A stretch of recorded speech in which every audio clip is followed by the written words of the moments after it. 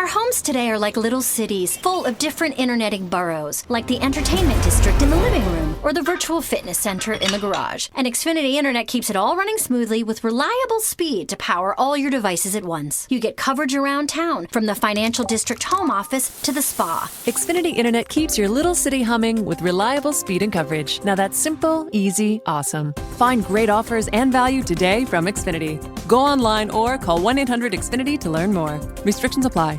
You are listening to New Theory Radio.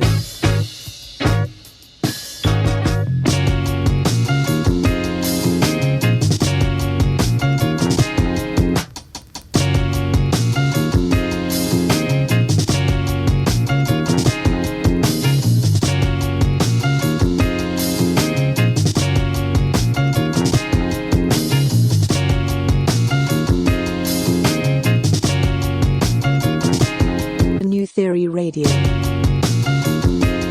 Hello and welcome to New Theory Radio, the show where we theorize on arts and pop culture. My name is Nav Nanwa. I am your host, and we're coming to you live here on News Talk Saga 960 AM. Hope wherever you're listening to this that you're doing so in a safe and responsible manner. But safe and responsible might be two words that come up frequently during today's discussion. This week, we'll be diving deep into the Netflix documentary The Social Dilemma, which featured various tech experts sounding the alarm on the dangerous human impact of social networking. It's been causing quite the conversation online when it comes to the good, the bad, and the ugly of social media apps and their functionality. And I wanted to dive deep into this with a few people who work or have worked in this space. Our panel today consists of the following individuals. Firstly, I'll introduce the person on my right. She is the founder and president of Platform Media and Management Incorporated, home to Canada's top influencer talent. She connects the world's leading brands with Platform's roster of 45 diverse content creators who've built substantial followings on social media platforms, including Instagram, YouTube, and TikTok. She is Sara Koonar, fresh from Italy. Sara, how are you? Good. How are you doing? I'm doing good. I'm jealous you're in Italy, and I hope you're safe. But I do miss Italy. I will say that. Yeah, I'm safe and not near people. And I was in a remote mountain town, literally on my own. So that actually sounds beautiful when you think about it. And travel was a great experience because there's no one in the airport, so you just can walk around, be the first in line. It was awesome. Oh, that's not so bad, but yeah, definitely jealous, and I hope you're doing well. Second, she is an entrepreneurial marketer working as a social media liaison for the small social company. She believes in community-minded businesses, inclusion, and collaboration, and her background was rooted in the sciences before transitioning to the marketing and communications industry, and she's someone very close to Saga 960. It is Emily Lenevue. Emily, nice to finally have you on New Theory Radio. Yes, thank you so much for having me. I'm excited. Yeah, me too. And I had no idea about your science background. Yeah, no, sometimes I keep it a little bit hidden, but definitely an interesting transition and a lot of transferable skills, if you will, which is always fun. But yeah, thank you so much for having me. I bet more and more people need to believe in science. Especially now. Yes, especially now. And lastly, this individual needs no bio, maybe because he didn't have one. Someone very familiar to New Theory Radio and the Peel region, a former city council candidate in 2014. I will always introduce you as that because that's where we first met. It's someone who has a tech background that has enabled him to work with some of the biggest companies in Canada. He is also a master when it comes to meme creation. It is our good friend, Sushil Tailor. Sushil, I think you're officially a part of the New Theory Radio 5-Timers Club. Am I? That's fantastic. I'll have to count the amount of times you've been on the show, but I'm sure it's 5. Make for a good default. Can't find nobody, come to Sushil. There you go. But it always works out, especially since we're talking about something really deep into tech. I figured you'd be the guy to call. So awesome. Yeah, thank you for having me. Anytime. So I thought it would be awesome just to do a bit of a roundtable just to get your overall thoughts on the documentary as a whole. I mentioned off the top that it's getting quite the conversation going online, which is kind of funny when you see a documentary that's totally slamming social media being discussed on social media. But I'd love to just start off with just some overall thoughts on the documentary and just maybe how it's potentially changed your thinking when it comes to social media, if it has at all? And Emily, I guess we'll begin with you, because I know you work very closely with a lot of small businesses when it comes to their social media management. What was your thoughts on the documentary? For sure. Yeah, I think one of the things, just quickly, is I'd almost recommend watching the credit scenes before watching the documentary, because they seem to have all like the positive parts of the side of social media all towards the end, which was refreshing, but it can be a little bit dreary for the beginning of it. I don't know if everyone kind of felt that way, but definitely negative tones throughout. But on a serious note, I think it did allude to some facets of the industry that we do maybe need to shed a closer look at. And I think it's really important that as marketers, especially when we're marketing for small businesses, we realize that we're collaborating with these businesses, and we're marketing for the greater good, if you will.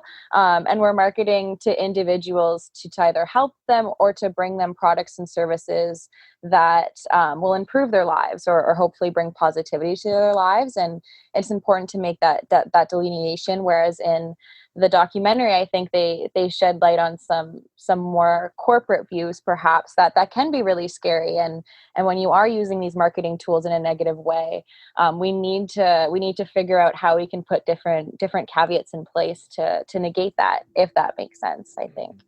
No, it definitely does. And I think to me, and understanding what you do at the small social company, I'm sure you're dealing with a lot of businesses who are maybe not too familiar with social media, who probably are looking at you as to be that guiding light to help develop their strategy. But if they were to see a documentary like this, it might freak them out, right?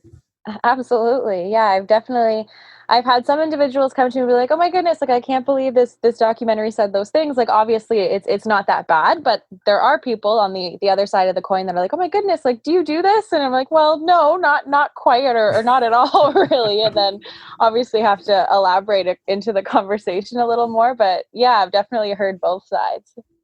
Sara, I'd love to get your thoughts on this, because you work very closely in the influencer space, where again, a lot of people that are on your roster use these channels as a means to promote brands and to promote various things that are going on. What were your thoughts on the documentary? Well, it was so interesting because it was really the first time like someone broke it down where it was easy for the average person to like fully comprehend how social media advertising functions, but like what drives it. And like from the beginning, it's always been data and obviously impressions and engagement. And so we're sort of like on the inside of this, and we've seen behind the curtain for a long time. But it's interesting now to see everyone else looking at it. And I'm like, oh gosh, am I part of the problem here? But what I say a lot of times when I'm talking to people is influencers were really, really cool and authentic, and, you know, just like people sharing their views and connecting with people, until advertisers came and turned them into the stereotypes that are now associated with them. And so I think I was glad that, they shed light on how it's so impacted by the advertisers and by the corporations, and basically trying to kind of pander to them and like give them what they need, which is this like data and impressions and clicks and engagement. And obviously influencers help them get that, because their whole livelihood is getting engagement and making money by promoting brands. So this whole thing, it was just interesting. And I also watched it with people who are not in my industry at all. And I'm like, yeah, this is what happens. And they're like, what? And I'm like, I know. I'm like, it's, you know, we've known it on the inside, but kind of seeing people's reactions when they find out like really what's going on has been interesting. But yeah, I thought it was really enlightening. And for me, as like just a social media user, how they target you and how your information is different based on like your tastes and where you are. That was really like the part that was more enlightening for me, that I didn't know enough about before.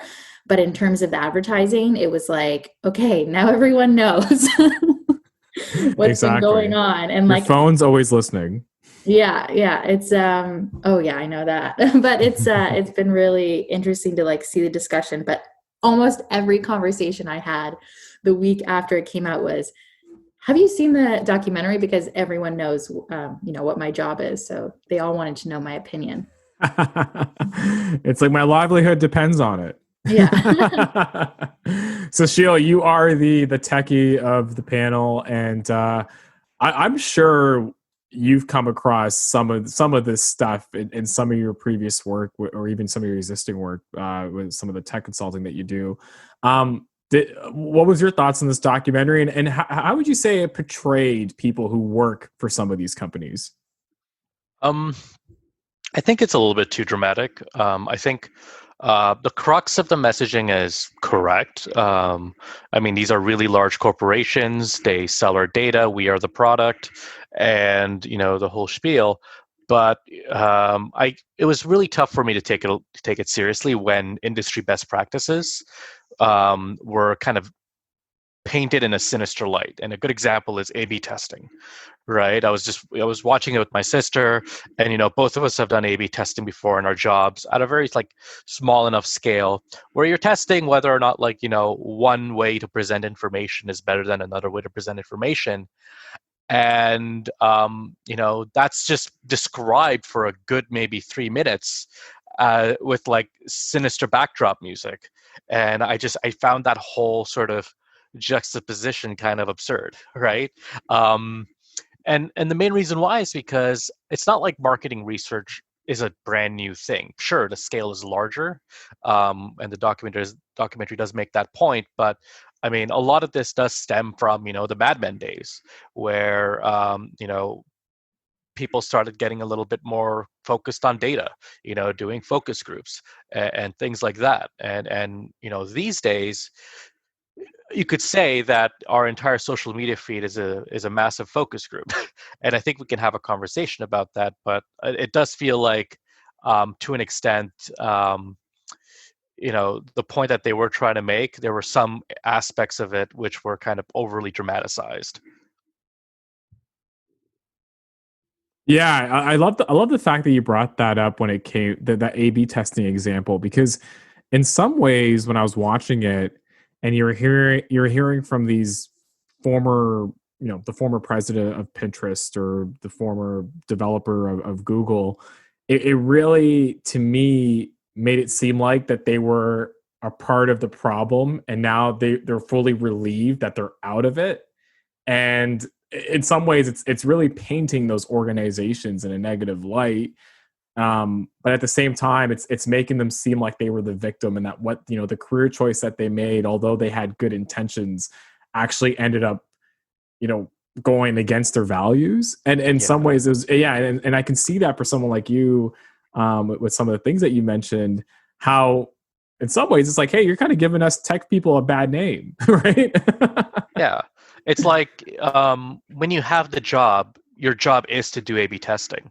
You don't get to just leave the industry and then dunk on it, right? It's a common practice. Everybody does it. It's kind of scummy to come out and paint it as something sinister and nefarious. We do research all the time, right? That's just the way things work, right? You got to make informed decisions, and that's what companies want to do in general.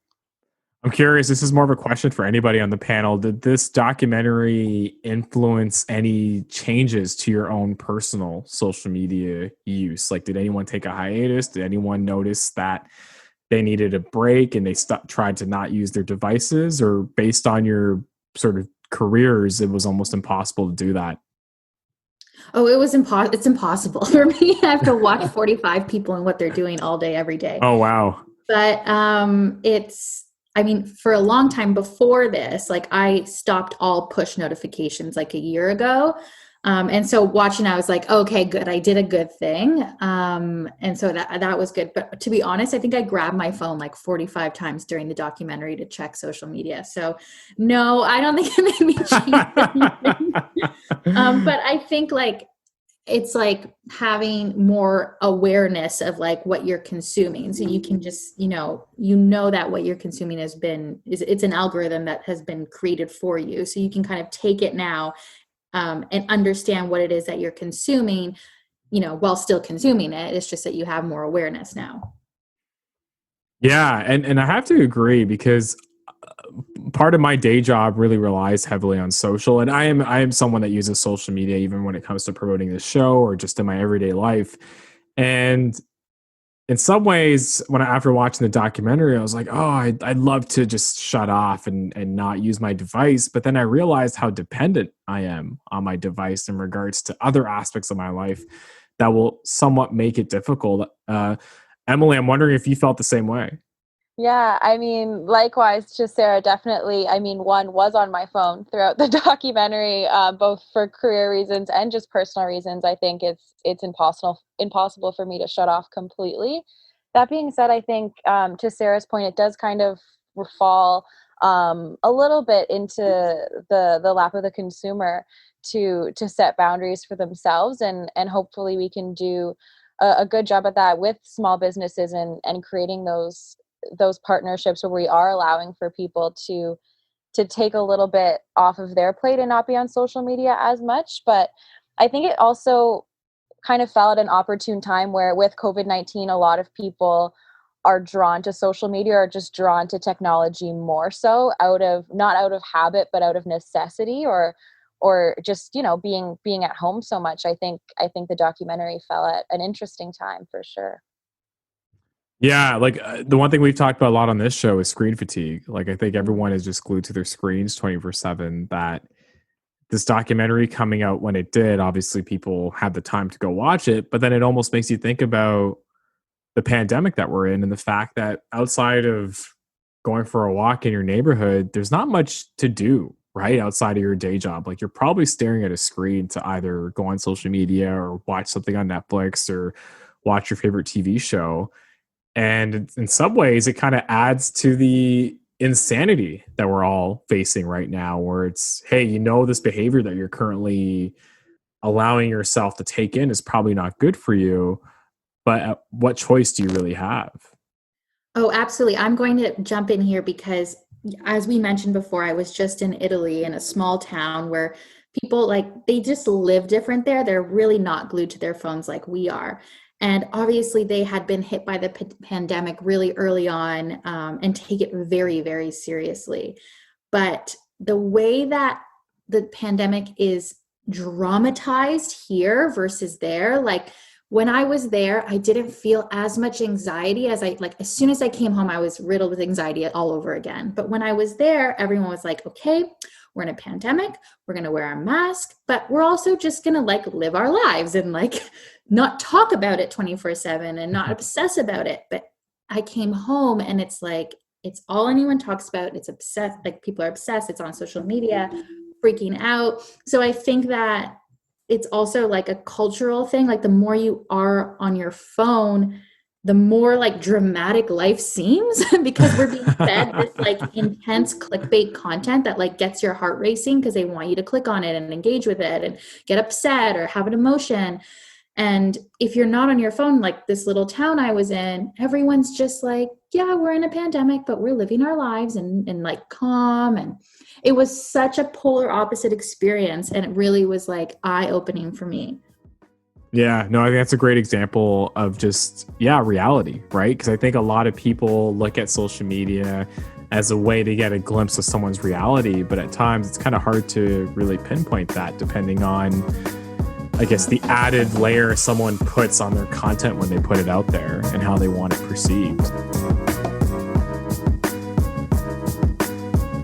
You are listening to New Theory Radio.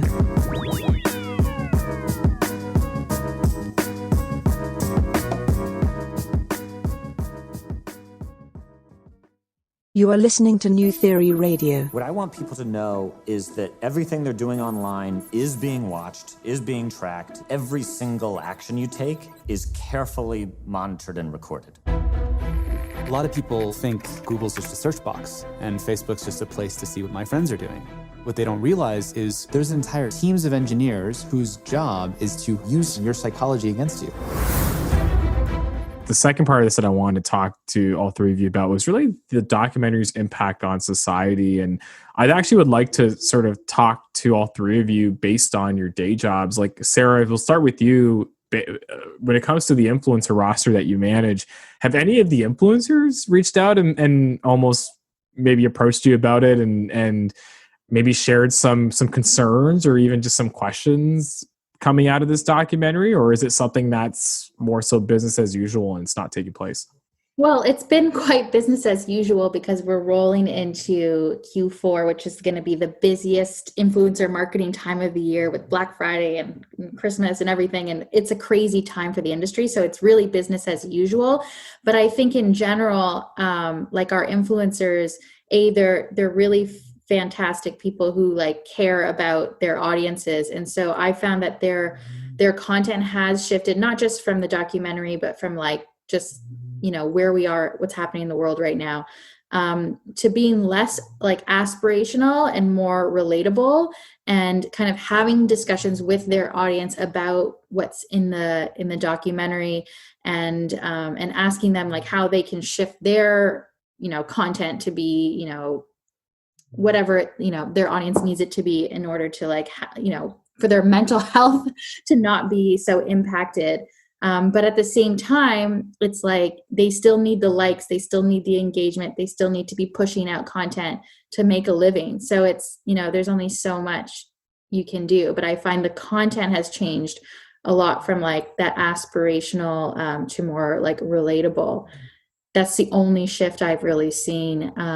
Otherwise, I think it's pretty much business as usual. It kind of reminds me of my time working in the consumer packaged goods industry when I worked for a chocolate company. And obviously, my goal when I was working for this company was to increase the sale of chocolate. But then deep down, I knew, well, if more people consume chocolate, it's probably going to be detrimental to their health. But really, what choice? It's that choice is so hard to make because you need to keep the lights on, right? And exactly. You need to ensure, and maybe there's ways that you can think about it responsibly, like using chocolate as an example. We would put different call outs on the packaging, like ensuring that people weren't overindulging. And I think that's probably an interesting approach. It sounds like that your influencer roster is definitely taking when it comes to just providing more, I guess. Would you say less aspirational content and more content that's more rooted in reality?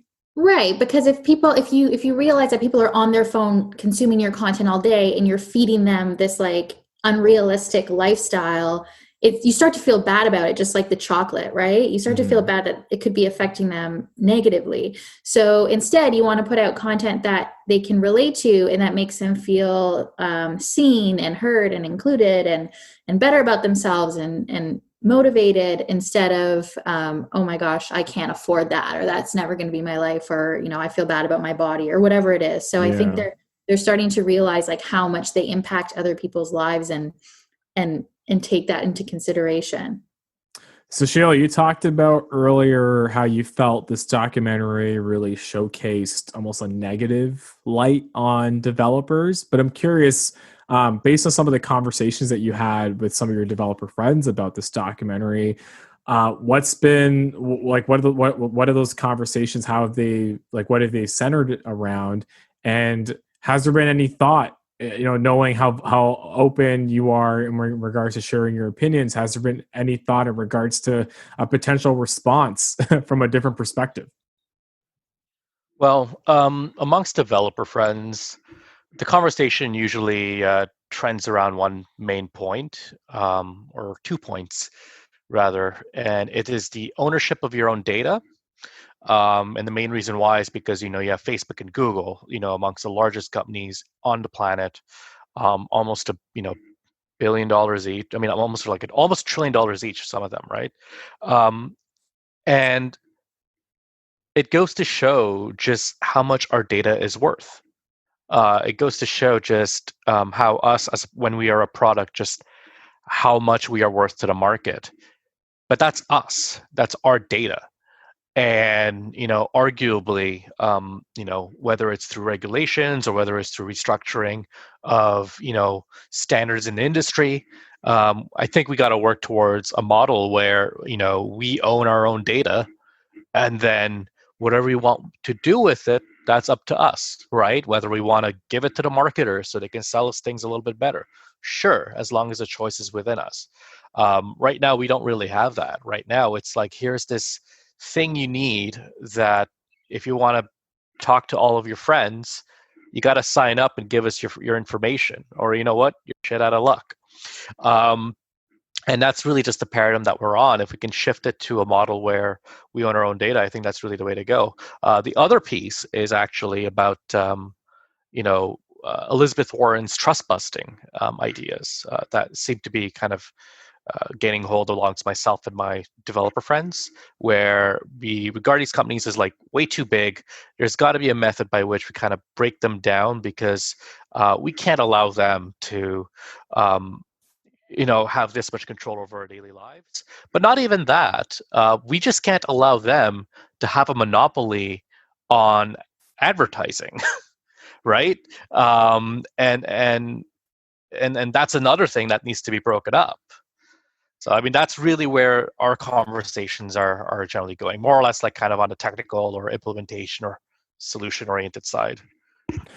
Yeah, and the advertising one's an interesting one, because obviously what social media has been able to do in that instance is really hone in on targeting and being able to target somebody who's your ideal customer and getting you close to profit, or getting you close to being able to get a sale or even get a view or get a like. And yeah, that's the security around that information is so crucial, because similar to how Google knows what your next move is going to be, Facebook knows what kind of content you're into, and it's going to be able to feed you that type of content, and which means that they more than likely probably know what kind of product you're probably going to buy, or what kind of service you probably would like to purchase. And yeah, like the whole security around that is something that, we used to be able to protect before social media even existed, and now it's sort of free game. But yeah, I think that's crucial. I think that security conversation now more so than ever is so important, and we've seen what social media companies like Facebook and Instagram have been able to do. I remember a few years ago, maybe even as far as 10 years ago, when like the news came out that if you post a photo on Facebook, that Facebook owns it and they're able to use it in whatever they like in advertising. Like that really shook people to their core, but didn't necessarily stop them from posting, right? They just kept going. Yeah, exactly. And it's like you're in a catch-22 situation, right? Say if you're an artist, you want to put out your content. Honestly, the best way to do it is through social media. But at the same time, once you put your content out there, is it truly yours anymore, right? Same goes with all sorts of businesses who, back in the day, you would have your own, website, you would, have your presence on a search engine. But nowadays, your presence probably has to be on Facebook. And so, if you don't jive with what Facebook wants, that's a danger to you and your business, especially if you've built a massive following just on this singular platform. We got to give people the ability to, when they don't want to use one platform anymore, take all their information, take all their followers, take everybody they know, and go over to a platform that they do like. And based on the way we've structured, the modern internet today, with these large social media companies, everybody's going to be stuck in that situation where you have no choice but to critique the system and then continue to work within it. One of the common debates that came out of this documentary was the social media app versus the user, and trying to pinpoint who's really at fault. Is it the social media app and its functionality and its easeability of use and being able to provide a user a seamless experience, or is it the user's fault for continually using the app and not having any self-control? Emily, maybe we'll get you to tackle that. What perspective do you relate with?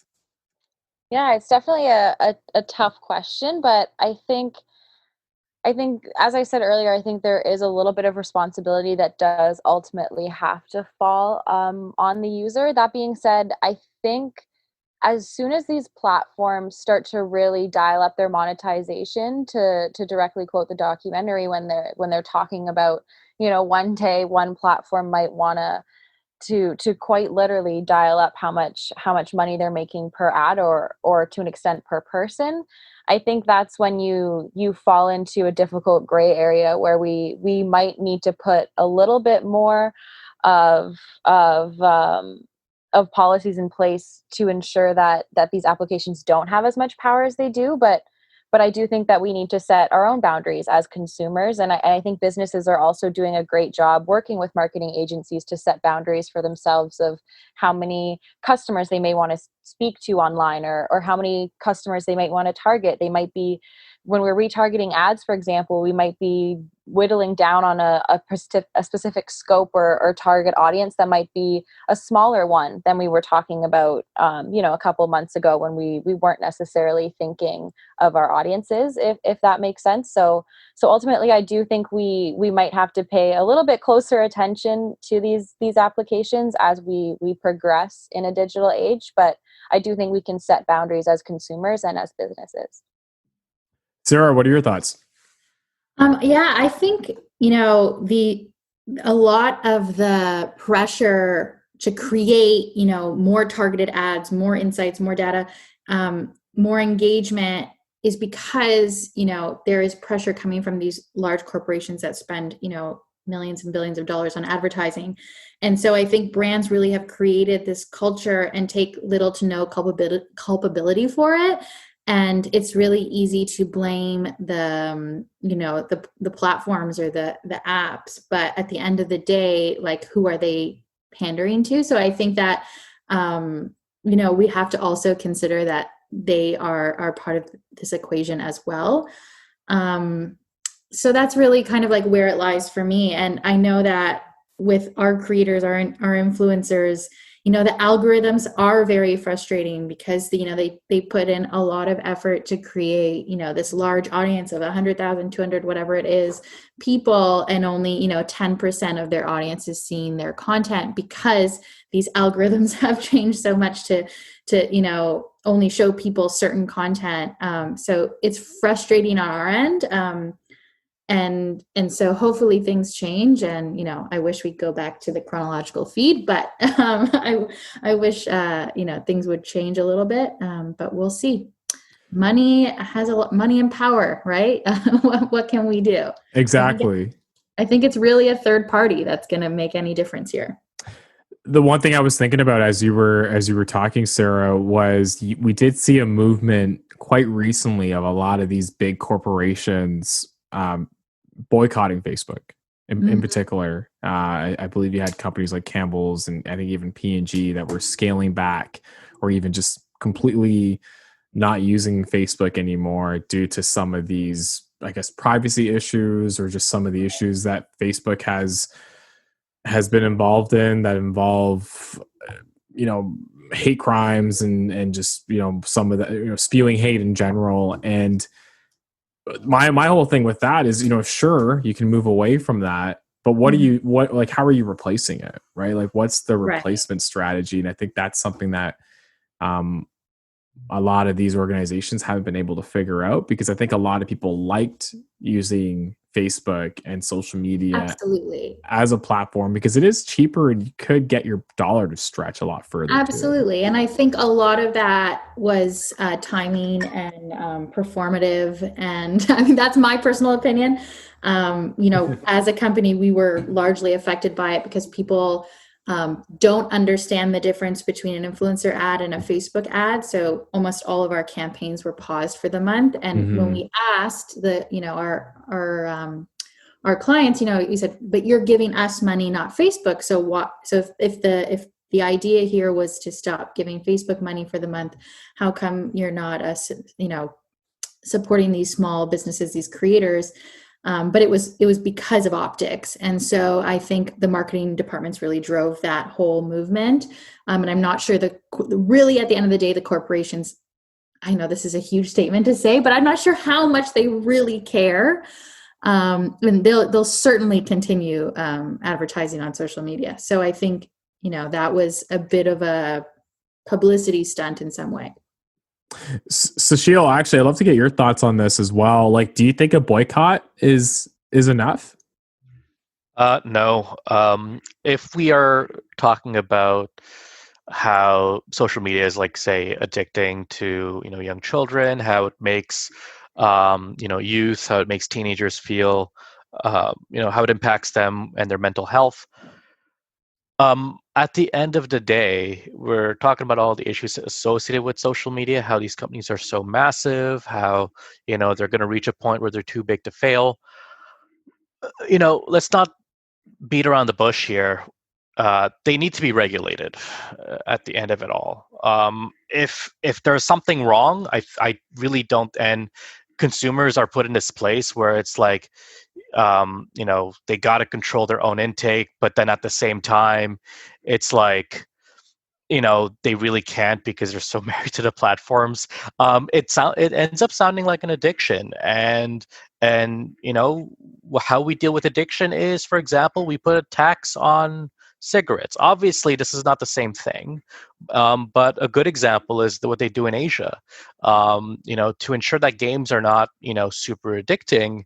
You'll notice that a lot of online games coming from Asia inhibit just how much you can progress in a day within a video game, especially online video games that are normally built to be addicting. And those are there not because of a game design choice by the game developer try to do good. They're in there because the government said, no, we can't allow you to let a 13-year-old play the game for 13 hours a day, right? And so same goes here. There needs to be some level of regulation. Nothing too inhibiting. You've got to start small, see what works, build on top of that. But we need that before, if we are to kind of, improve outcomes for society. Whether it is, you're dealing with it from the ad space where advertisers only really have Facebook and Google to advertise with. That seems like something that needs to be regulated. And also in terms of the end user, where we can't, allow the creation of Skinner boxes. Yeah, you got me thinking about people being taxed if they're using social media too much. Nah. That's an example of a regulation, but but the government can just step in and say, okay, well, you can't use this dark UI or UX pattern in order to build your applications, like things like that. Like it's possible, whether it is that or whether it is having an approval from an ethics board of user experience designers. Like there are ways to make this happen. Yeah, it does feel like the Wild West a little bit. And I think, I remember you and I last year, I believe, or almost a year and a half ago now, we did a show when Facebook banned white nationalist content. And there was just some interesting conversation there regarding, hey, look, nothing stopped these individuals from going on Facebook and buying ad space. Like there isn't anything that's preventing them from doing that.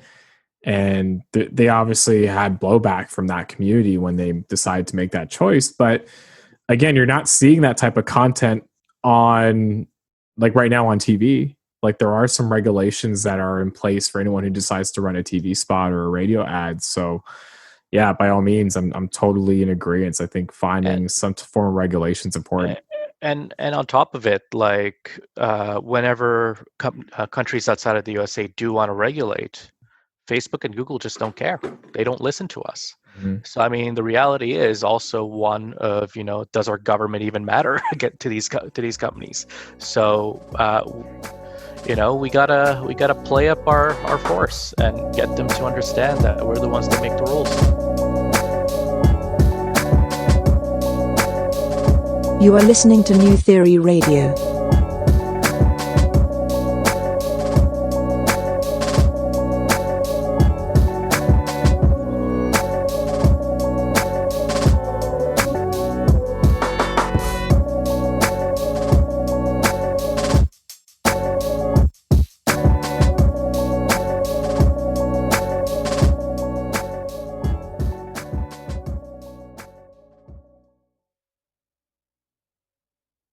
You are listening to New Theory Radio. We built these things and we have a responsibility to change it. The intention could be, how do we make the world better? If technology creates mass chaos, loneliness, more polarization, more election hacking, more inability to focus on the real issues, we're toast. This is checkmate on humanity. Sort of getting to sort of the final parts of this conversation, but would love to understand, considering all the buzz this documentary is getting and just the conversations that it's sparking across the board, what impact do you think this documentary will have on the future of social networking? And maybe Emily, will begin with you. Yeah, I think just based on kind of what you just said, Sushil, the unfortunate statement, if you will, is, does the government even have that much power? I think TikTok being banned in the United States was a great example of that. That also kind of coincides with this of, I think for there to be a change, I think it needs to happen either systemically or in some kind of third-party way. As Sara mentioned, I think, unfortunately, in the current systems that we have, I don't see all that much change happening in terms of social media. And I think it ultimately will either be a third party or just ourselves as consumers making that change. Sara, what are your thoughts? I completely agree. I don't think there's any reason for them to make a change. I mean, they're powerful and profitable, and so unless someone else gets involved, there really is no onus on them. So I think, absolutely, I think that there needs to be either an ethics board, exactly like you said, or our government needs to get involved. But our government also needs to educate themselves on the industry in general before they can really get involved and tell people what to do. So I think there's just a lot of work that needs to be done. And luckily, this documentary really started that conversation. And I think this is the beginning of a longer conversation that we will be having.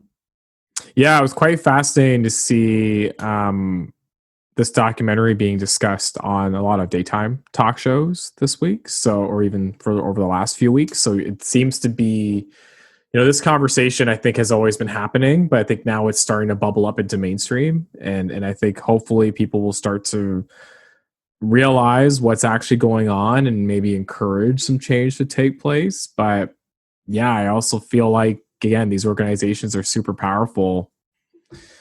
They have a lot of information on all of us. So it's quite interesting. Sushil, I would ask you the same question, but I think you answered it earlier. But one question I did want to ask you is if there was a part 2 to this documentary, what do you think it should look like? And what perspective should it showcase or focus on? Probably how to solve the problem and at least understanding the root kind of structural and economic issues that lead to the problem.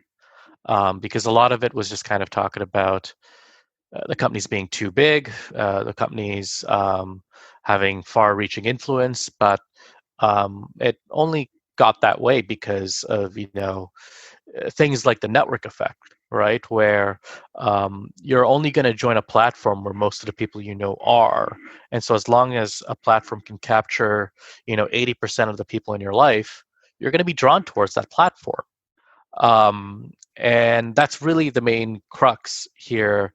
That the main kind of thing that gives these institutions power and influence and the ability to just turn the dial a little bit and get a lot more money. And as long as we're not going to talk about that, how to break network effects and how to make it easier for people to pack up their bags and use a different product or service, then we're not going to be solving the problem. In the regular market, if I don't like a product, I'm not going to purchase it. I don't want to, fund anti-gay Ugandan policies, so I'm not going to buy Chick-fil-A. Easy as that, right? We don't have the same luxuries when it comes to Facebook as the user, because we're not actually buying anything from them, right? So there needs to be a system in place that allows us to move from this platform to another when we disagree with the policies of platform A, so that we can then move to platform B. And if we don't structure the internet that way, and keep in mind the internet was structured like that 20 years ago, So, we actually regressed. So if we can't, we got to be able to go back to that. And if we don't, then we're going to be in this problem for a while. Yeah, you got to be thinking about all the internet providers that used to exist, or I guess internet servers like AOL and all of that, where, if you didn't like one, you can just go find another one and it would do the same trick, right? Basically, if you didn't like Google, you go to Alta Vista or MSN, right? Or If Ask you didn't like- Jeeves. I remember Yeah. Ask Jeeves. If you didn't like MySpace, you went to the High Five or something. Oh man. If you didn't like Forum A, you went to Forum B. Like it was like that, and we got to kind of go back to that, in my opinion. That's cool. That's cool. Any other thoughts before we close this one out, Sarah, Emily? No, this was a great discussion. I feel like, now my wheels are turning, and I feel like we're going to keep talking about this a lot more with friends and family and colleagues. So, great discussion. Awesome, Emily. Any final thoughts? No, I think it's just all about, from this point forward, as Sushil said, being about providing those solutions and being a little bit more solution driven. So I'm excited. I'm energized. Thank you so much. Awesome. Well, I wanted to thank all three of you for joining us here on this panel. Very enlightening conversation. I feel like we can probably revisit this topic a lot, especially as this documentary continues to be a topic of discussion. I'd be curious to see what changes are potentially on the horizon, if any at all. So it's definitely going to be something to monitor. And knowing Netflix, I wouldn't be surprised if they come up with the part 2 because, again, a lot of people did watch it. So yeah, that's just my final take. Before we conclude, this is an opportunity for everybody on the panel to promote what they do and be able to plug social handles or businesses, or in Sushil's case, meme pages. Sushil, let's begin with you. Oh man, I don't really have anything to plug, but if I am to plug something, I guess check out National Meme Board of Canada on Facebook. It's a page run by a bunch of people, and it's just we just have fun in trashing the powers that be half the time, and shilling for the things we like. It's as simple as that. Fair enough. Yeah, it's a fun follow. I urge everyone to go check it out. And I'm glad you finally revealed yourself, because I know you were doing that on the DL for quite some time. Yeah, I don't really care as much anymore. Emily, how can the audience reach you, or tell us more about the Small Social Club company? Absolutely. We at the Small Social like to say that we like to grow together as small businesses. We help each other succeed. You can find us at the Small Soco or thesmallsocial.com. And I think this documentary, if anything, sheds some light on how important it is for consumers and businesses, especially small businesses, to get off of social media. So let us help you do that as a marketing agency. Excellent. And last but not least, Sarah, let us know what's going on with Platform Media. Yeah, so you can follow us on Instagram at platform_media, or check out our website, platformmedia.ca. We represent really like these positive role models who have great things to say and bring a lot of value to their audiences. That's sort of the influencer we go for. We call them digital storytellers. So check them out and what they're doing on our Instagram page, or if you want to advertise with one of our influencers, platformmedia.ca. Awesome. Well, yes, thanks again to all three of you for joining us here on New Theory Radio. If you want to connect with New Theory Radio, it's at New Theory Radio across all social platforms. If you want to connect with me, it is at Nav Nanwa on Instagram and Twitter. Big shout outs to our resident graphic guy at Colorblind Photography _ aka my little brother Amit Nanwa, for always doing our graphics, and at Dusty Loops for doing our theme song. This is a wrap for another edition of New Theory Radio. Thank you again for tuning in, and you will hear all of us next time. Peace.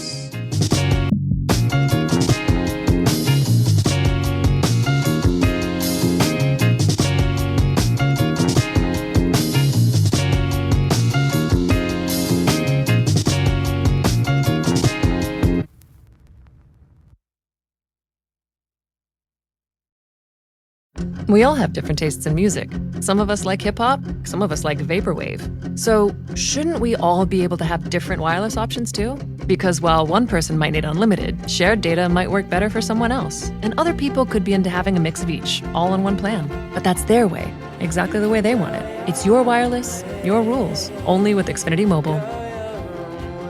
Go to xfinitymobile.com, call 1-800-XFINITY, or visit a store today. Restrictions apply. Requires post-pay Xfinity Internet. Rule the day the plant-based way with the new vegan mixed berry from Smoothie King. Powered by whole, non-GMO fruits, oat milk, and vegan protein, it's a dairy-free, plant-based smoothie you can feel great about. With 13 grams of protein and half your daily fiber, it's an easy way to get the essential nutrients your body craves. Skip the line and order online for pickup or delivery. Smoothie King. Rule the day.